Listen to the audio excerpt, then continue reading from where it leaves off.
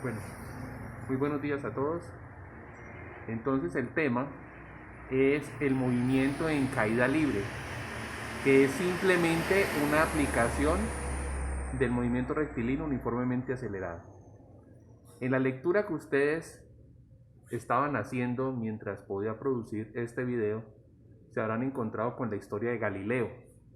Galileo Galilei fue una persona de esas como desocupadas, muy inquieto, no sabía qué ponerse a hacer en la vida. Y entonces, un día, entre tanta cosa que hacía de desocupado, se subió por a una torre a tontear y cogió varios objetos y los tiró desde esa torre. Cuando cayeron al piso, él asumió que esos cuerpos se habían demorado el mismo tiempo en caer, independiente de la masa de ellos. A ese fenómeno lo bautizó la caída libre.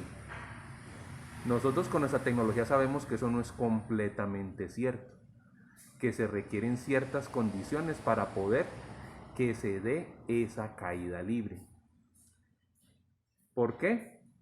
Porque no es lo mismo tirar un balín a tirar una pluma, porque la pluma va a tener resistencia con el aire mientras el balín no, y entonces el balín debería tocar primero el piso, si estamos imitando a Galileo. Y esa presencia de aire, esa es lo que correspondemos a hablar de atmósfera, y eso es lo que nos genera la alteración. Pero si aplicamos el modelo de Galileo, vamos a entrar en una aplicación pura del movimiento rectilíneo uniformemente acelerado. O sea que vamos a comparar cuerpos sin importarnos la masa de ellos. Y entonces, si ustedes desean ver cómo es el experimento de Galileo en la actualidad, los invito a que se metan a buscar en YouTube el video de gravedad cero.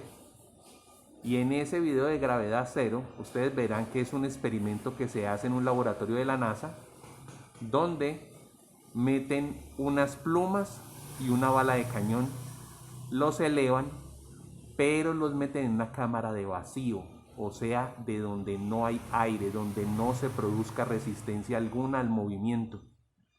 Y como resultado de eso, verán en las imágenes que la bala y la pluma caen al mismo tiempo, una al lado de la otra.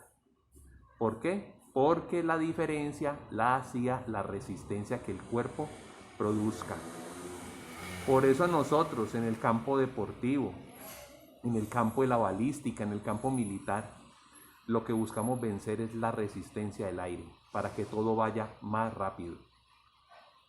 Lastimosamente la motivación militar ha sido el principal aliciente para el desarrollo tecnológico, pero gracias a Dios por estas épocas ya tenemos otro tipo de aplicaciones. Entonces, ¿de dónde sale la justificación de lo que Galileo hizo? Porque es que la gente es muy buena para encontrar cosas que suceden en la naturaleza, pero el planteamiento matemático o la sustentación matemática de lo que hace para utilizarlo en otros contextos se le dificulta. Para eso tenía que pasar unos años y tenía que aparecer otro desocupado, Isaac Newton. Isaac Newton, ojo con lo que estoy diciendo, solo lo digo por recrear el tema. Isaac Newton es el científico más brillante que ha dado la humanidad. Muy hábil porque recopiló los aportes de muchos otros personas, científicos, observadores, y le dio un orden lógico para que en su libro Principia Matemática se pudiese encontrar justificaciones a las cosas para que nosotros lo podamos manejar de manera muy simple con cierto grado de exactitud. Entonces, Isaac Newton dijo una frase muy que yo creo que para esa época, si lo escuchara algún doctor de la ciencia muy ligado a la iglesia, recordemos que estamos hablando de los años 1600, saliendo apenas de la Edad Media y donde apenas estamos comenzando el Renacimiento. Para esa época él dijo una frase que podría asustar a la gente, ¿Qué frase dijo Isaac Newton? Dijo, él era un tipo acomodado y se fue a pasar un tiempo de verano en su finca. Y por allá se hizo debajo de un palo, o sea, entretenerse él con él mismo, ¿verdad? Y debajo de ese palo de manzanas, él se puso a observar el cielo, vio una manzana colgando y vio la luna. Y dijo una frase muy contundente, dijo, así como la manzana cae sobre la tierra, la luna cae sobre la tierra. El que escuche eso se asusta. Y entonces la luna en algún momento le va a caer a uno encima. ¿Y uno con qué va a responder cuando la luna lo aplaste? Esa visión de Isaac Newton sirvió para formular la teoría de la fuerza gravitacional.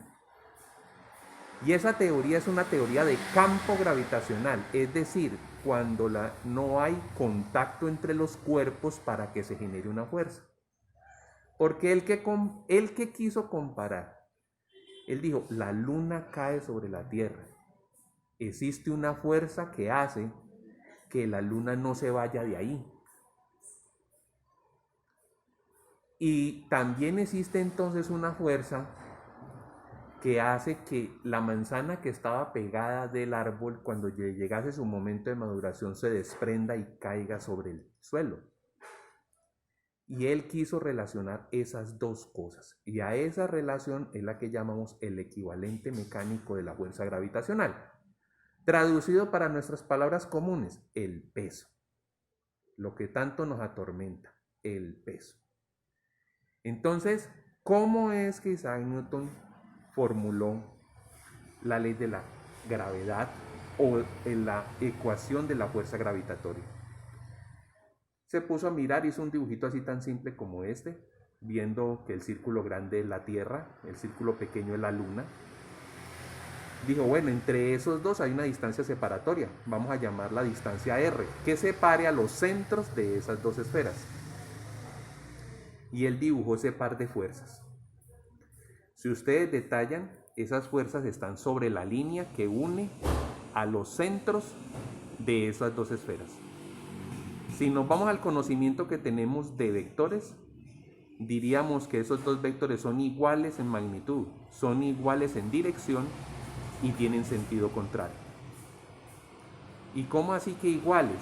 Entonces, ¿qué vamos a significar cada uno? Miremos el vector que está pintado como de azul, que es el que nace en el centro de la Tierra. ¿Y ese vector azul qué es? Es la fuerza con la cual la Luna atrae a la Tierra. Y miremos el vector rojo. Y el vector rojo, ¿qué dirá? Es la fuerza con que la Tierra atrae a la Luna. Entonces, ¿cómo se plantea el campo gravitacional? Se plantea de tal manera que entre dos cuerpos que usted quiera calificar o valorar la fuerza gravitatoria, entre ambos se atraen. Y no es que el más grande atrae con mayor medida al más pequeño, no. De la misma manera como el grande atrae al pequeño, el pequeño atrae al grande. Ese es el modelo. Y acuérdense que siempre les he dicho la palabra modelo. Forma en cómo acomodamos el estudio de un fenómeno natural a las posibilidades matemáticas que tenemos. Entonces, basado en eso, formuló esta ley. ¿Y qué dice esta ley? Dice, leamos de izquierda a derecha, dice, la magnitud de la fuerza gravitatoria, por eso está el vector FG encerrado entre barritas. Cuando está encerrado entre barritas significa magnitud. Entonces la magnitud de la fuerza gravitatoria va a ser igual a una constante, llama constante de gravitación, multiplicada por la masa de la Tierra, multiplicada por la masa de la Luna, y dividida por el tamaño del vector que une al centro de la Tierra con el centro de la Luna elevado al cuadrado. Dicho de manera común, la fuerza gravitatoria entre dos cuerpos es proporcional al tamaño de sus masas e inversamente proporcional a la distancia que los separa. Eso es lo que justifica que Plutón sea un planeta desordenado en su trayectoria comparado con la Tierra frente al Sol, porque al tener mayor distancia, la influencia de fuerza gravitatoria que le puede hacer el Sol a Plutón es mucho menor que el que le puede hacer a la Tierra. Entonces, observemos, si este término, que es la masa de la Tierra, o este término, que es la masa de la Luna, comparamos unos elementos que sean más grandes, pues van a hacer que toda la expresión se haga más alta. Pero si el que se va haciendo más grande, la distancia que separa a los cuerpos, la influencia de la fuerza gravitatoria será cada vez menor. Entonces miren lo que tengo acá encerrado. ¿Por qué tiene que aparecer una constante? Porque para poder darle una concordancia matemática a las unidades en las cuales se mide cada una de las variables, se necesita una constante que lo permita acomodar. Y esa constante se llama constante G. En este momento no es relevante que estemos estudiando cuánto vale la constante G, pero sí la relación que tiene con otros dos valores. Si asumimos la masa de la Tierra constante y asumimos el radio de la Tierra constante, o la distancia de la Tierra a la Luna constante, podremos decir que esta relación se llama aceleración G. Se llama aceleración G. Y cuando vemos el equivalente mecánico de esa fuerza gravitacional, nos va a pasar lo siguiente. Miremos este dibujo acá. Asumamos que esa trayectoria circular de la superficie de la Tierra tiene su centro y ponemos una persona ahí paradito sobre la superficie o cualquier objeto cerca a la superficie de la Tierra. Ese objeto tiene una masa, vamos a llamar MP. La Tierra tiene una distancia, un radio, y ese radio lo vamos a llamar R. Viéndolo de esa manera, la masa de la Tierra es constante, R es constante, y por tanto G va a ser constante. Entonces, ¿el peso qué va a ser? Si aquí el único que participa es la masa de la Luna, aquí ¿quién tendría que participar? La masa de la persona. Entonces, por eso el peso, que se representa con la letra W, va a ser igual a la multiplicación de la masa de la persona por la aceleración de la gravedad. Recordando que la aceleración de la gravedad sería para ese caso la multiplicación de la constante de gravitación por la masa de la Tierra por el radio dividido el radio de la Tierra elevado al cuadrado. Pero ¿qué pasa? G tiene variaciones en la Tierra. No es que me haya vuelto terraplanista, eso es la estupidez más grande del mundo, pero exagerando la deformación que la Tierra tiene, nos han enseñado de por allá de ciencias sociales que la Tierra es una esfera achatada en los polos. Si exagero esa forma y la aplasto mucho, ¿qué vamos a encontrar? Que si este es el centro de la Tierra, el radio más grande de la Tierra se va a medir en el ecuador y el radio más corto se va a medir en los polos. Y como estamos diciendo que la fuerza gravitatoria, entre más grande sea R, menor va a ser la incidencia de ella, o sea, la incidencia del peso, por eso es que los que hayan ido de vacaciones al Ecuador y hayan ido a un monumento que se llama la mitad del mundo, allá van a encontrar que hay una báscula que alimenta la vanidad de muchas personas, porque la báscula dice, usted aquí pesa menos. ¿Cómo así que pesa menos? Pues ¿dónde está la báscula? Está ubicada sobre la línea ecuatorial. Y precisamente pues en el Ecuador, porque ya sabemos que esa historia de que sea el Ecuador se debe a Darwin. Y entonces en el Ecuador van a colocar la maquinita aquí y ahí ¿qué va a pasar? Pues allá G es más pequeño. Y como G es más pequeño, al ser G más pequeño y multiplicamos por la masa de la persona asumiendo la constante, porque no es que le vamos a arrancar una oreja a la persona para ir a pesarlo allá en el Ecuador, entonces la persona pesará menos. Si esa persona, por el contrario, lo llevamos al Polo Norte, allá va a pesar un poquito más. Pero entonces, según eso, tendríamos que tener un valor promedio. ¿Y ese valor promedio cómo lo vamos a asumir? En el caso de la Tierra, este va a ser el valor promedio. 9.806 metros por segundo por cada segundo, apuntando hacia menos J. Venga, ¿y por qué menos J? Porque si asumimos que la Tierra es demasiado grande comparado con una persona, entonces nosotros siempre decimos que estamos parados sobre una superficie horizontal. ¿Y hacia dónde estaba apuntando el peso de la persona? Hacia abajo. Entonces por eso asumimos que el peso siempre va como vector en el eje Y y apuntando hacia el sentido negativo. Por eso es que aparece que se diga menos J. Cuando a usted le hacen preguntas textuales tipo IFES, a usted no le van a pedir que se vuelva la calculadora humana para ser capaz de hacer divisiones con 3 cifras decimales. Entonces usted hace una aproximación, usted dice, pues 9.8 es casi 10. Muy distinto a las calificaciones, ¿cierto? Entonces 9.8 es casi 10, entonces usted se suma de 10, pues se podría decir, bueno, yo puedo asumir que G es 10 metros sobre segundo al cuadrado menos J. Recuerden que metros sobre segundo dividido segundos y metros sobre segundo al cuadrado es la misma representación.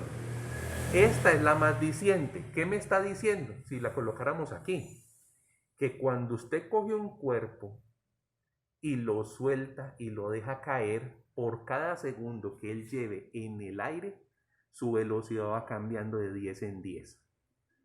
O sea que si yo estoy parado en un edificio de cierta altura, no vamos a decir en este momento qué altura, pero alguien dice, suelte, estamos en el colegio y por alguna razón yo suelto una pelota desde el tercer piso. Alguien con un cronómetro muy hábilmente me dice, suéltelo, y para el cronómetro en el momento en que el cuerpo va a tocar el piso. Y me dice, se demoró 3 segundos. Cualquiera de ustedes puede saber a qué velocidad se chocó. Porque cuando yo lo solté, ¿a qué velocidad iba? 0, porque estaba en reposo. Y en el primer segundo que estuvo en el aire, ¿qué velocidad ya llevaba? 10. En el segundo segundo, ¿cuánta velocidad lleva? Ya 20. Y en el tercer segundo, o sea, en el instante antes de chocarse, ¿qué velocidad lleva? 30. Y así, rápidamente usted puede dar una respuesta aproximada. Entonces vamos a mirar un ejemplo para que detallemos el concepto. Entonces, miremos que aparece una situación donde estamos parados en un edificio, sobre la terraza de él, aparece una pelota colocada allí encima y dice velocidad inicial, un vector apuntando hacia arriba. ¿De qué se trataría? Voy a recrearlo. Un chico que juegue baloncesto. Don Burbano. Don Burbano está parado allá en la terraza del edificio y yo le pido a él el favor de que impulse el balón hacia arriba. Ese balón, a medida que va subiendo, si asumiéramos que estamos con G igual a 10 y yo le digo, bueno, Urbano, saque pues un brazo para que sea capaz de darle a la pelota una velocidad inicial de 30 metros sobre segundo. Cuando lleve el primer segundo ya la pelota en el aire y subiendo, ¿ya qué velocidad lleva? 20. Cuando lleve el segundo segundo, ¿qué velocidad lleva? 10. Y en el tercer segundo, ¿ya qué velocidad va a tener? 0. Entonces, ¿en ese momento va a seguir subiendo? No, porque ya no lleva velocidad. Entonces, mi pregunta es, ¿por qué en la primera que dije, cuando va cayendo, la velocidad va aumentando, y en lo segundo que dije, la velocidad va disminuyendo? Porque G siempre es hacia abajo. Entonces, cuando el movimiento es hacia abajo, me estoy favoreciendo de la gravedad. Pero cuando el movimiento es hacia arriba, estoy peleando contra la gravedad. Y entonces la gravedad me hace frenar a los 3 segundos y quedo en velocidad 0. De ahí en adelante, ¿qué va a pasar? Empiezo a caer. Y miren lo que está tan especial en el dibujo. Cuando la pelota vuelve a pasar frente a Urbano, ¿qué velocidad debe llevar? la misma magnitud de la velocidad inicial, pero con sentido contrario, por eso lleva un menos allí. A medida que sigue bajando, la velocidad va aumentando. Y cuando ya vaya a chocar, es la velocidad máxima que puede lograr. Entonces, voy a colocar este video para que lo vean y escuchar sus inquietudes.